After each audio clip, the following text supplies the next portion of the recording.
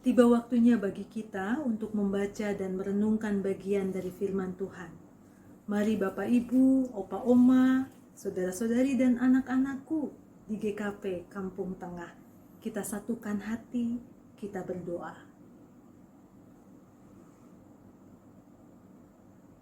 Betapa kami bersyukur untuk kesempatan baik yang Engkau berikan kepada kami.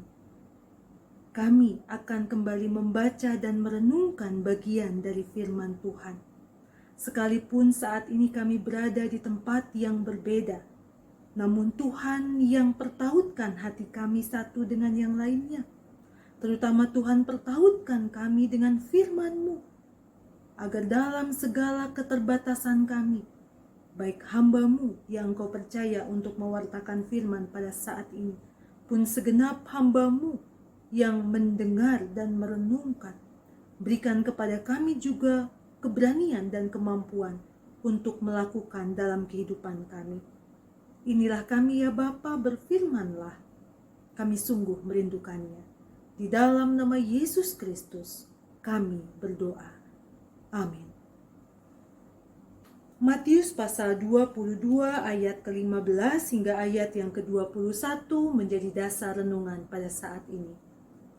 Matius 22 ayat 15 hingga 21, Lembaga Alkitab Indonesia memberi judul tentang membayar pajak kepada Kaisar.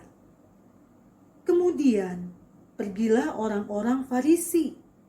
Mereka berunding bagaimana mereka dapat menjerat Yesus dengan suatu pertanyaan.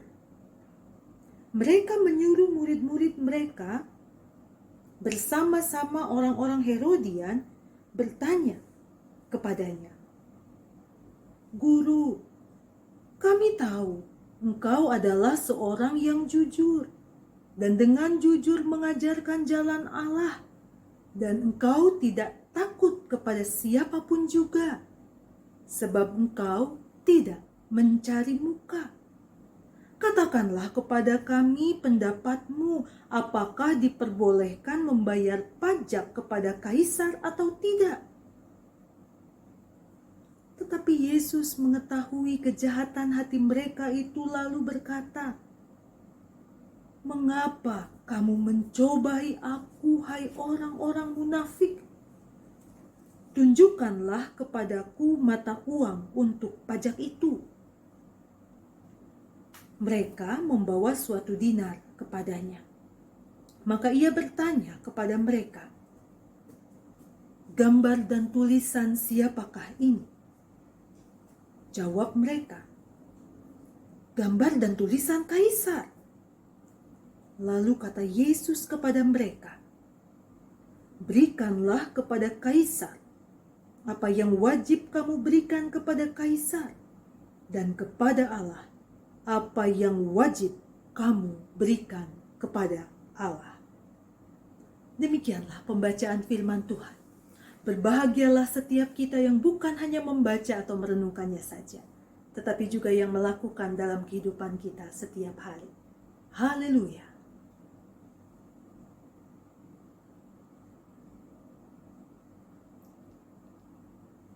Uang baru.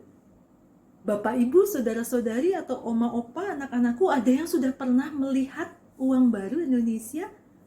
Oh, saya sendiri belum pernah melihatnya.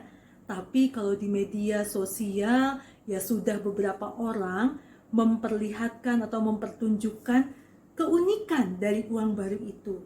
Karena setiap kali dipindai oleh handphone tertentu, dia langsung akan bersuara, keluar suara nyanyian Indonesia Raya. Ya, heran, menakjubkan juga gitu ya, zaman semakin maju dan memang itu. Uang atau mata uang biasanya menunjukkan kemajuan zaman dan juga menunjukkan siapa yang sedang berkuasa pada saat itu. Pembacaan Alkitab kita hari ini terkait dengan, kalau judulnya sudah langsung tahu begitu ya, ini tentang membayar pajak kepada Kaisar. Yesus pun menggunakan perumpamaan dengan mata uang logam. Walaupun memang percakapan pada saat itu tidak melulu terkait tentang uang atau tentang pajak, mari kita lihat setidaknya ada latar belakang kenapa kok bisa sampai dibahas tentang itu. Latar belakangnya adalah orang-orang Farisi yang terus mencari cara ingin menjatuhkan Yesus, menjerat Yesus. Dan saat itu mereka bersepakat untuk menjerat Yesus dengan pertanyaan terkait dengan pajak. Mereka meminta murid-muridnya bersama dengan orang Herodian untuk bertanya kepada Yesus. Oh, pertanyaannya diawali dengan pujian. Diawali dengan, oh guru, engkau orang jujur, engkau mengajarkan jalan Allah, engkau tidak takut pada siapapun sebab engkau tidak mencari muka. Itu ungkapan yang benar. Yesus tidak mencari muka terhadap siapapun sehingga Yesus tidak takut pada siapapun. Tapi kemudian di akhir kalimat mereka bertanya tentang sesuatu yang sebenarnya mereka tahu jawabnya. Sebenarnya pertanyaan itu untuk memojokkan Yesus supaya Yesus berada di situasi yang sulit. Pertanyaannya ini, apakah diperbolehkan membayar pajak kepada kaisar atau tidak? Ya, kita tahu sejak Bait Allah dihancurkan, orang Yahudi ternyata tetap bayar pajak. Seperti ketika Bait Allah ada, maka ungkapan atau pertanyaan ini seolah-olah kalau mau dipanjangkan begitu ya, apakah diperbolehkan membayar pajak ke kaisar atau tidak? Bait Allah sudah tidak ada lagi, ini bayar pajak ini untuk memperbagus kuil-kuil dari agama lain. Diperbolehkan atau tidak? Maka dengan hikmat dari Allah sendiri, Yesus mengetahui niat baik itu dan mengutarakannya dengan jelas. Mengapa engkau mencobai aku? Tapi bagian berikutnya Yesus juga menggunakan mata uang. Dalam hal ini dinar, logam. Yesus katakan, gambar dan tulisan siapakah ini? Dan mereka menjawab dengan jelas, dengan tegas, oh gambar dan tulisan kaisar. Maka Yesus juga kembali mengatakan, maka berikanlah kepada kaisar apa yang wajib kamu berikan kepada kaisar, dan kepada Allah apa yang wajib kamu berikan kepada Allah.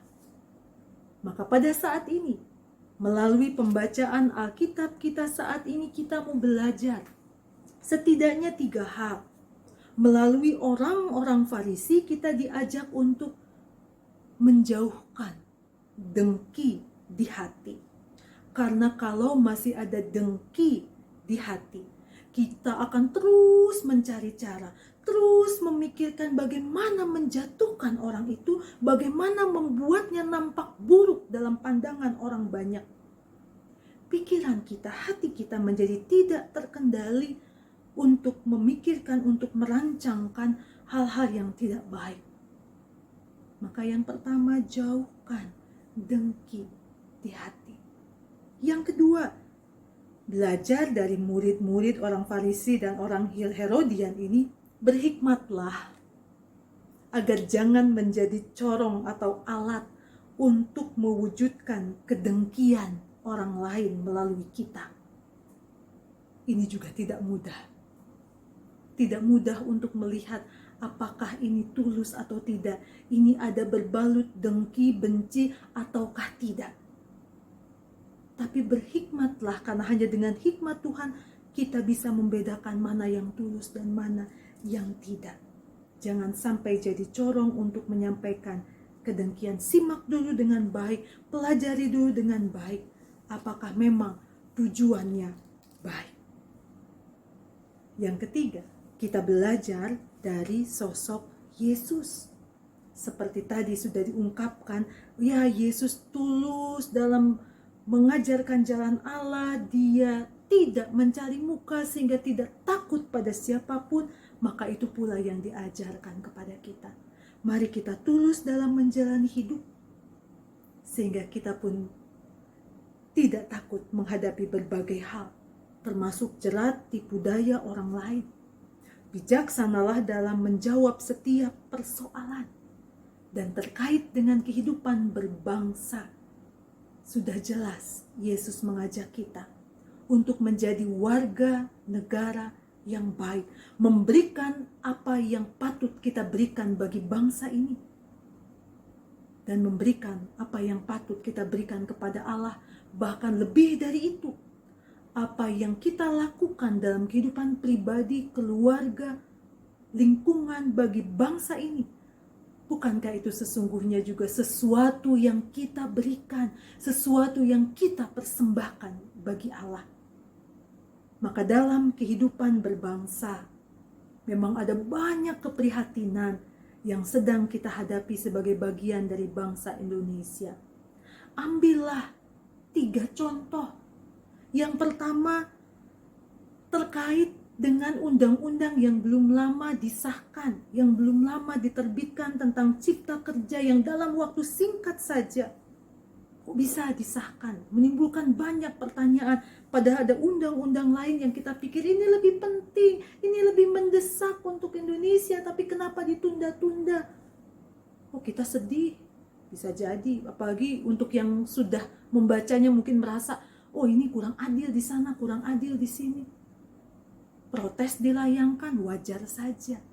Tetapi kalau sampai terjadi seperti beberapa hari yang lalu, pengerusakan fasilitas umum, lalu melukai petugas keamanan, pencari berita, lalu kemudian bahkan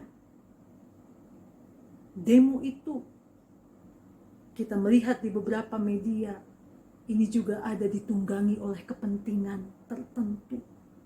Maka hati-hatilah supaya jangan jadi corong untuk melanjutkan kedengkian. Hati-hatilah bahwa pemerintah dengan segala keterbatasannya mengusahakan yang terbaik. Kadang ada 1-2 oknum yang kemudian menjatuhkan nama pemerintah itu sendiri. Maka berdoalah untuk pemerintahan itu, bukan menjadikan keadaan lebih buruk lagi. Sudah terpuruk lalu dengan demonstrasi yang merusak itu, semakin buruk pula keadaan kita. Keprihatinan lainnya di bidang kesehatan terkait penanganan COVID-19.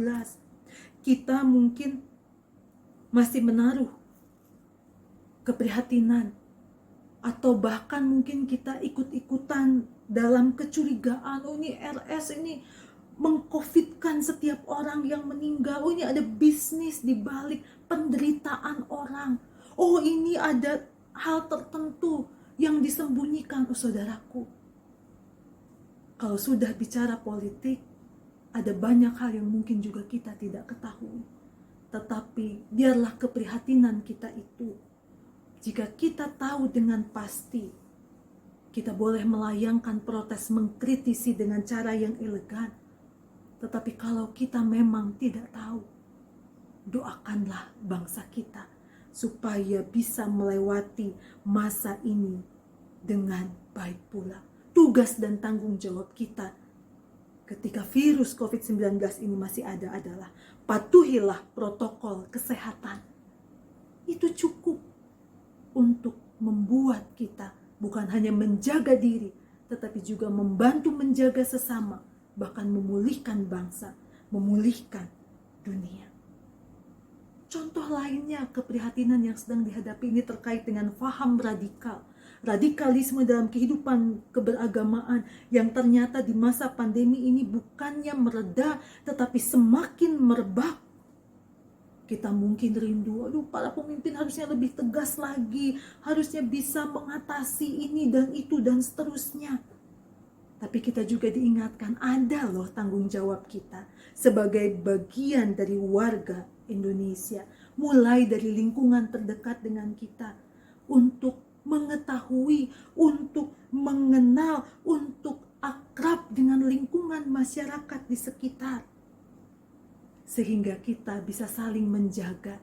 Ketika ada yang menyusup, kita bisa saling menjaga, mengingatkan. Sehingga itu dimulai bahkan menjaga keamanan itu oleh kita selaku warga negara yang baik, yang dengan setia mendukung pemerintah, tetapi bukan berarti tutup mata terhadap ketidakadilan dan tindak kekerasan.